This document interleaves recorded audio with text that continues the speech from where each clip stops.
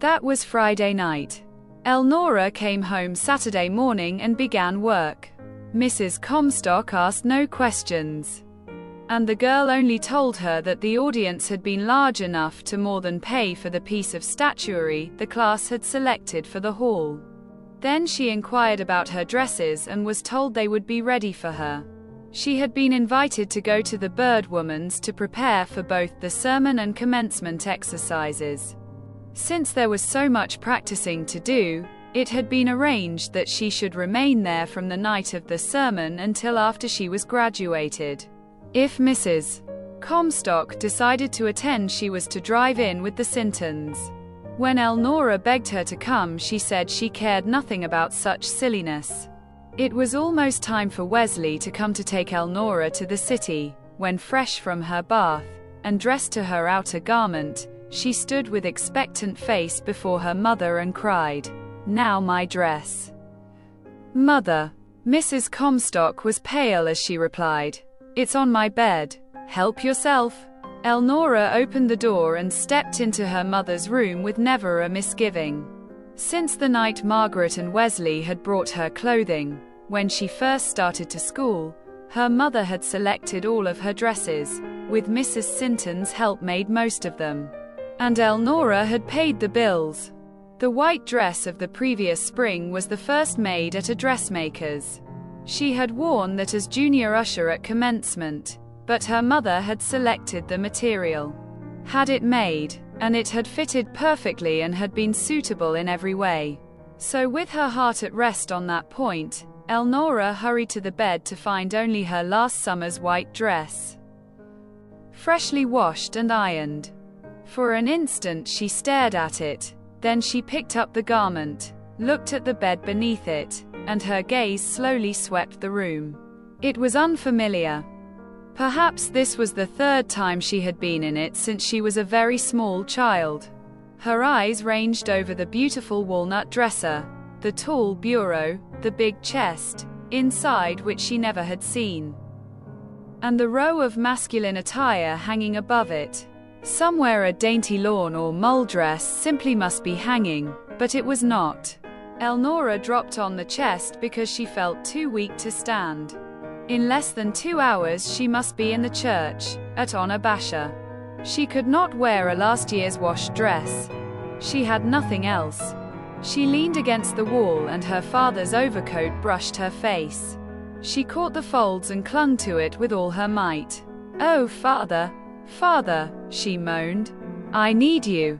I don't believe you would have done this." At last she opened the door. "I can't find my dress," she said. "Well, as it's the only one there, I shouldn't think it would be much trouble." "You mean for me to wear an old washed dress tonight? It's a good dress. There isn't a hole in it. There's no reason on earth why you shouldn't wear it." "Except that I will not," said Elnora. "Didn't you provide any dress for commencement, either? If you soil that tonight, I've plenty of time to wash it again." Wesley's voice called from the gate. "In a minute," answered Elnora. She ran upstairs and in an incredibly short time came down wearing one of her gingham school dresses. Her face cold and hard, she passed her mother and went into the night. Half an hour later Margaret and Billy stopped for Mrs. Comstock with the carriage. She had determined fully that she would not go before they called. With the sound of their voices a sort of horror of being left seized her, so she put on her hat, locked the door and went out to them. "How did Elnora look?" inquired Margaret anxiously. "Like she always does," answered Mrs. Comstock curtly. "I do hope her dresses are as pretty as the others," said Margaret. "None of them will have prettier faces or nicer ways." Wesley was waiting before the big church to take care of the team. As they stood watching the people enter the building, Mrs. Comstock felt herself growing ill.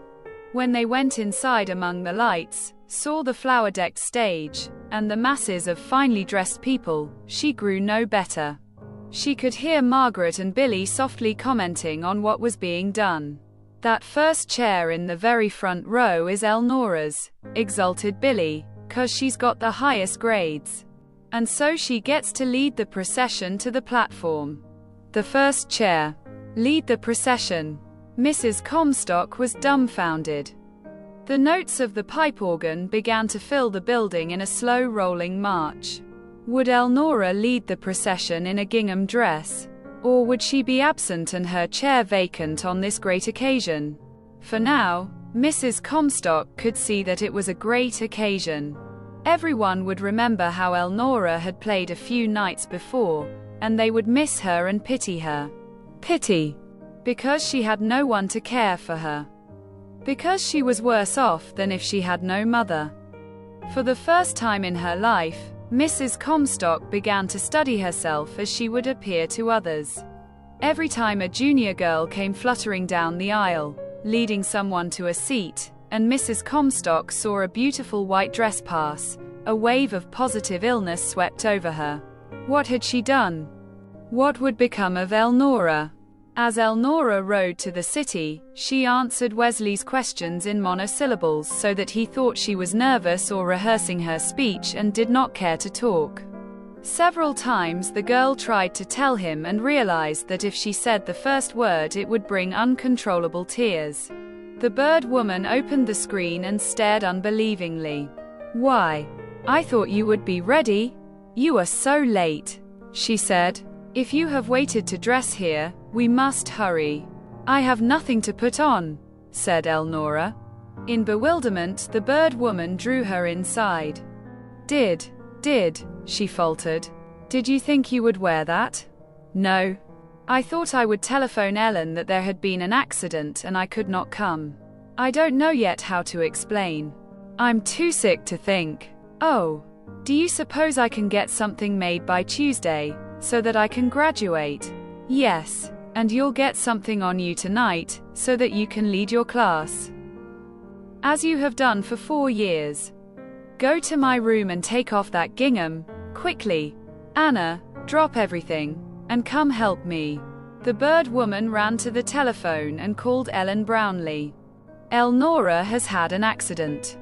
She will be a little late," she said. "You have got to make them wait. Have them play extra music before the march." Then she turned to the maid. "Tell Benson to have the carriage at the gate, just as soon as he can get it there. Then come to my room. Bring the thread box from the sewing room.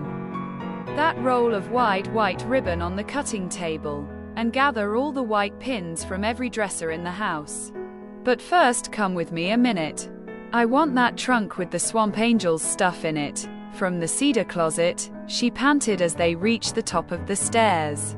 They hurried down the hall together and dragged the big trunk to the bird woman's room. She opened it and began tossing out white stuff.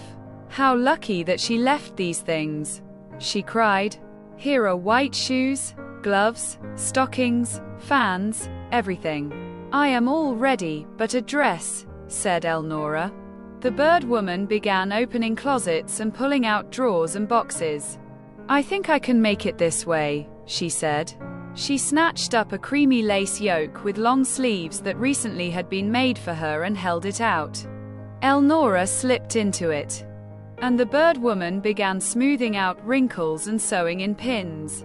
It fitted very well with a little lapping in the back.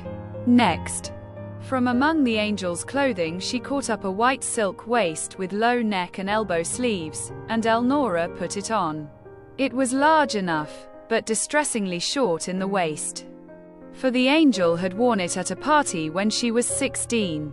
The bird woman loosened the sleeves and pushed them to a puff on the shoulders, catching them in places with pins. She began on the wide draping of the yoke, fastening it front, back and at each shoulder. She pulled down the waist and pinned it.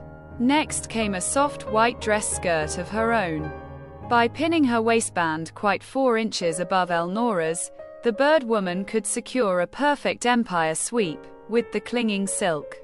Then she began with the wide white ribbon that was to trim a new frock for herself, bound it 3 times around the high waist effect she had managed. Tied the ends in a knot and let them fall to the floor in a beautiful sash. "I want 4 white roses, each with 2 or 3 leaves," she cried. Anna ran to bring them. while the bird woman added pins. "Elnora," she said, "forgive me, but tell me truly. Is your mother so poor as to make this necessary?" "No," answered Elnora. "Next year I am heir to my share of over 300 acres of land covered with almost as valuable timber as was in the Limberlost. We adjoin it.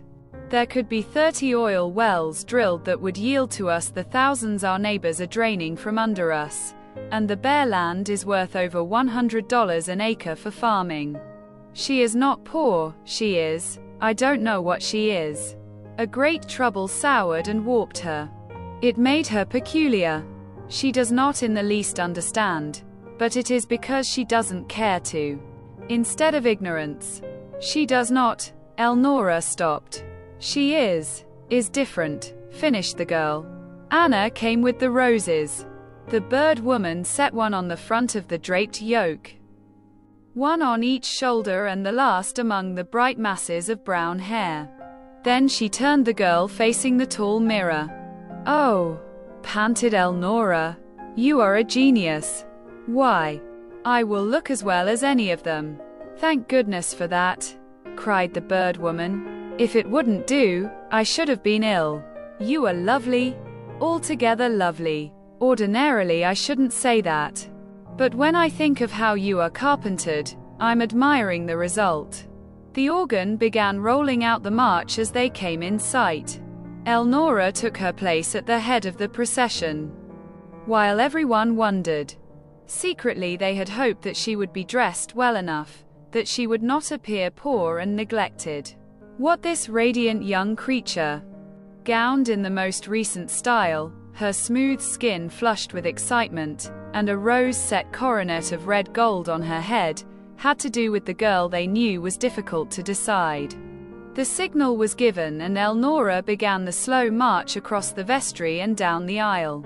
The music welled softly, and Margaret began to sob without knowing why. Mrs. Comstock gripped her hands together and shut her eyes. It seemed an eternity to the suffering woman before Margaret caught her arm and whispered, "Oh, Kate. For any sake look at her. Here." The aisle across. Mrs. Comstock opened her eyes and directing them where she was told, gazed intently, and slid down in her seat close to collapse. She was saved by Margaret's tense clasp and her command. "Here. Idiot. Stop that." In the blaze of light, Elnora climbed the steps to the palm-embowered platform, crossed it and took her place. 60 young men and women, each of them dressed the best possible, followed her. There were manly, fine-looking men in that class which Elnora led.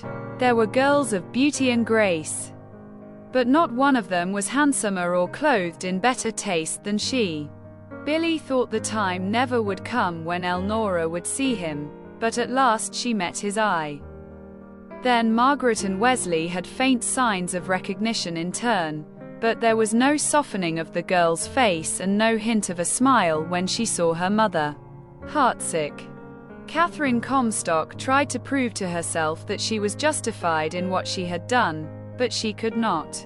She tried to blame Elnora for not saying that she was to lead a procession and sit on a platform in the sight of hundreds of people, but that was impossible. For she realized that she would have scoffed and not understood if she had been told. Her heart pained until she suffered with every breath. When at last the exercises were over, she climbed into the carriage and rode home without a word. She did not hear what Margaret and Billy were saying. She scarcely heard Wesley, who drove behind, when he told her that Elnora would not be home until Wednesday. Early the next morning, Mrs. Comstock was on her way to Onabasha. She was waiting when the Brownlee store opened. She examined ready-made white dresses, but they had only one of the right size, and it was marked $40. Mrs. Comstock did not hesitate over the price, but whether the dress would be suitable. She would have to ask Elnora. She inquired her way to the home of the bird woman and knocked. "Is Elnora Comstock here?" she asked the maid. "Yes, but she is still in bed. I was told to let her sleep as long as she would. Maybe I could sit here and wait," said Mrs. Comstock. "I want to see about getting her a dress for tomorrow. I am her mother." "Then you don't need wait or worry," said the girl cheerfully. "There are 2 women up in the sewing room at work on a dress for her right now. It will be done in time. And it will be a beauty." Mrs. Comstock turned and trudged back to the Limberlost. The bitterness in her soul became a physical actuality, which water would not wash from her lips. She was too late. She was not needed. Another woman was mothering her girl. Another woman would prepare a beautiful dress such as Elnora had worn the previous night. The girl's love and gratitude would go to her. Mrs. Comstock tried the old process of blaming someone else, but she felt no better. She nursed her grief as closely as ever in the long days of the girl's absence. She brooded over Elnora's possession of the forbidden violin and her ability to play it until the performance could not have been told from her father's. She tried every refuge her mind could conjure to quiet her heart and remove the fear that the girl never would come home again, but it persisted. Mrs. Comstock could neither eat nor sleep. She wandered around the cabin and garden. She kept far from the pool where Robert Comstock had sunk from sight, for she felt that it would entomb her also if Elnora did not come home Wednesday morning. The mother told herself that she would wait, but the waiting was as bitter as anything she ever had known. When Elnora awoke Monday, another dress was in the hands of a seamstress and was soon fitted. It had belonged to the angel, and was a soft white thing that with a little alteration would serve admirably for commencement and the ball. All that day Elnora worked, helping prepare the auditorium for the exercises, rehearsing the march and the speech she was to make in behalf of the class. The following day was even busier, but her mind was at rest. For the dress was a soft, delicate lace easy to change, and the marks of alteration impossible to detect. The bird woman had telephoned to Grand Rapids, explained the situation and asked the angel if she might use it. The reply had been to give the girl the contents of the chest. When the bird woman told Elnora, tears filled her eyes. "I will write at once and thank her," she said. "With all her beautiful gowns she does not need them, and I do. They will serve for me often, and be much finer than anything I could afford. It is lovely of her to give me the dress and of you to have it altered for me, as I never could." The bird woman laughed. "I feel religious today," she said. "You know the first and greatest rock of my salvation is, do unto others. I'm only doing to you what there was no one to do for me when I was a girl very like you. Anna tells me your mother was here early this morning and that she came to see about getting you a dress." "She is too late," said Elnora coldly. "She had over a month to prepare my dresses, and I was to pay for them, so there is no excuse." "Nevertheless, she is your mother," said the bird woman, softly. "I think almost any kind of a mother must be better than none at all. And you say she has had great trouble." "She loved my father and he died," said Elnora. "The same thing, in quite as tragic a manner, has happened to thousands of other women. And they have gone on with calm faces and found happiness in life by loving others. There was something else I am afraid I never shall forget. This I know I shall not, but talking does not help. I must deliver my presents and photographs to the crowd. I have a picture and I made a present for you, too, if you would care for them." "I shall love anything you give me," said the bird woman. "I know you well enough to know that whatever you do will be beautiful." Elnora was pleased over that, and as she tried on her dress for the last fitting she was really happy. She was lovely in the dainty gown. It would serve finely for the ball and many other like occasions, and it was her very own. The bird woman's driver took Elnora in the carriage and she called on all the girls with whom she was especially intimate, and left her picture and the package containing her gift to them. By the time she returned, parcels for her were arriving. Friends seemed to spring from everywhere. Almost everyone she knew had some gift for her. while because they so loved her, the members of her crowd had made her beautiful presents. There were books, vases, silver pieces, handkerchiefs, fans, boxes of flowers, and candy. One big package settled the trouble at Sinton's, for it contained a dainty dress from Margaret, a $5 gold piece, conspicuously labeled, "I earned this myself," from Billy, with which to buy music, and a gorgeous cut-glass perfume bottle it would have cost $5 to fill with even a moderate-priced scent, from Wesley. In an expressed crate was a fine curly maple dressing table, sent by Freckles. The drawers were filled with wonderful toilet articles from the Angel. The bird woman added an embroidered linen cover and a small silver vase for a few flowers, so no girl of the class had finer gifts. Elnora laid her head on the table sobbing happily. And the bird woman was almost crying herself.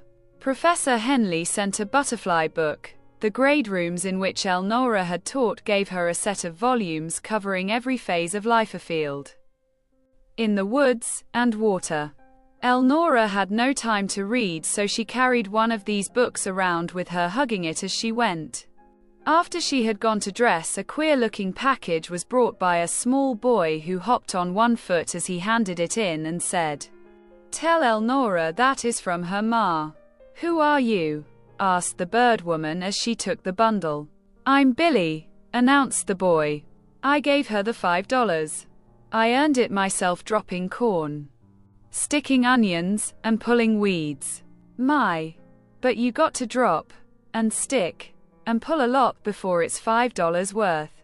Would you like to come in and see Elnora's gifts?" "Yes, ma'am," said Billy, trying to stand quietly. "Gee, mentally," he gasped. "Does Elnora get all this?" "Yes, I bet you $1,000 I be first in my class when I graduate." "Say, have the others got a lot more than Elnora?" "I think not." "Well, Uncle Wesley said to find out if I could, and if she didn't have as much as the rest, he'd buy till she did. If it took $100. Say, you ought to know him. He's just scrumptious. There ain't anybody anywhere finer. And he is. My, he's grand. I'm very sure of it," said the bird woman. "I've often heard Elnora say so. I bet you nobody can beat this," he boasted. Then he stopped, thinking deeply. "I don't know, though," he began reflectively. "Some of them are awful rich.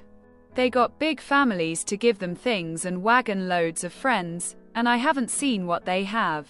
Now, maybe Elnora is getting left, after all." "Don't worry, Billy," she said. "I will watch. And if I find Elnora is getting left, I'll buy her some more things myself. But I'm sure she is not. She has more beautiful gifts now than she will know what to do with, and others will come. Tell your Uncle Wesley his girl is bountifully remembered, very happy, and she sends her dearest love to all of you. Now you must go, so I can help her dress. You will be there tonight, of course?" "Yes, Sir E.E. She got me a seat, 3rd row from the front, middle section, so I can see, and she's going to wink at me, after she gets her speech off her mind. She kissed me, too. She's a perfect lady. Elnora is. I'm going to marry her when I am big enough. Why isn't that splendid?" laughed the bird woman as she hurried upstairs. "Dear," she called, "here is another gift for you." Elnora was half disrobed as she took the package and, sitting on a couch, opened it. The bird woman bent over her and tested the fabric with her fingers. "Why, bless my soul," she cried. "Hand-woven, hand-embroidered linen, fine as silk. It's priceless. I haven't seen such things in years. My mother had garments like those when I was a child. But my sisters had them cut up for collars, belts, and fancy waists while I was small. Look at the exquisite work. Where could it have come from?" cried Elnora. She shook out a petticoat with a hand-wrought ruffle a foot deep. then an old-fashioned chemist, the neck and sleeve work of which was elaborate and perfectly wrought. On the breast was pinned a note that she hastily opened. "I was married in these," it read, "and I had intended to be buried in them. But perhaps it would be more sensible for you to graduate and get married in them yourself, if you like. Your mother." From my mother. Wide-eyed, Elnora looked at the bird woman. "I never in my life saw the like.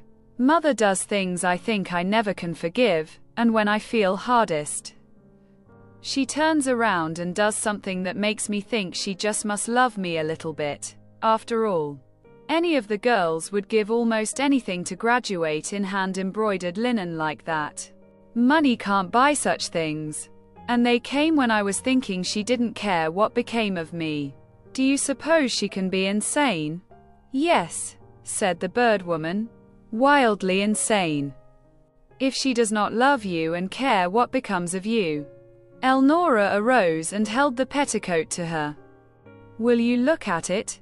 she cried. "Only imagine her not getting my dress ready, and then sending me such a petticoat as this.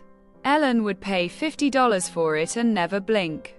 I suppose Mother has had it all my life, and I never saw it before." "Go take your bath and put on those things," said the bird woman. "Forget everything and be happy. She is not insane. She is embittered. She did not understand how things would be. When she saw, she came at once to provide you a dress. This is her way of saying she is sorry she did not get the other. You notice she has not spent any money, so perhaps she is quite honest in saying she has none." "Oh, she is honest," said Elnora. "She wouldn't care enough to tell an untruth. She'd say just how things were, no matter what happened." Soon Elnora was ready for her dress. She never had looked so well as when she again headed the processional across the flower and palm-decked stage of the high school auditorium. As she sat there, she could have reached over and dropped a rose she carried into the seat she had occupied that September morning when she entered the high school. She spoke the few words she had to say in behalf of the class beautifully, had the tiny wink ready for Billy, and the smile and nod of recognition for Wesley and Margaret. When at last she looked into the eyes of a white-faced woman next them, she slipped a hand to her side and raised her skirt the fraction of an inch, just enough to let the embroidered edge of a petticoat show a trifle. When she saw the look of relief which flooded her mother's face, Elnora knew that forgiveness was in her heart, and that she would go home in the morning. It was late afternoon before she arrived, and a dray followed with a load of packages. Mrs. Comstock was overwhelmed. She sat half-dazed and made Elnora show her each costly and beautiful or simple and useful gift, tell her carefully what it was and from where it came. She studied the faces of Elnora's particular friends. The gifts from them had to be set in a group. Several times she started to speak and then stopped. At last, between her dry lips, came a harsh whisper. "Elnora, what did you give back for these things?" "I'll show you," said Elnora cheerfully. "I made the same gifts for the bird woman, Aunt Margaret, and you if you care for it. But I have to run upstairs to get it." When she returned, she handed her mother an oblong frame, hand-carved, enclosing Elnora's picture, taken by a schoolmate's camera. She wore her storm coat and carried a dripping umbrella. From under it looked her bright face. Her books and lunchbox were on her arm, and across the bottom of the frame was carved, "Your country classmate." Then she offered another frame. "I am strong on frames," she said. "They seem to be the best I could do without money. I located the maple and the black walnut myself, in a little corner that had been overlooked between the river and the ditch. They didn't seem to belong to anyone, so I just took them. Uncle Wesley said it was all right, and he cut and hauled them for me. I gave the mill half of each tree for sawing and curing the remainder. Then I gave the wood carver half of that for making my frames. A photographer gave me a lot of spoiled plates, and I boiled off the emulsion, and took the specimens I framed from my stuff. The man said the white frames were worth $3.50. And the black ones $5. I exchanged those little framed pictures for the photographs of the others. For presents, I gave each one of my crowd one like this, only a different moth. The bird woman gave me the birch bark. She got it up north last summer. Elnora handed her mother a handsome black walnut frame 1.5 feet wide by 2 long. It finished a small, shallow glass-covered box of birch bark, to the bottom of which clung a big night moth with delicate pale green wings and long exquisite trailers. So you see, I did not have to be ashamed of my gifts, said Elnora. I made them myself and raised and mounted the moths.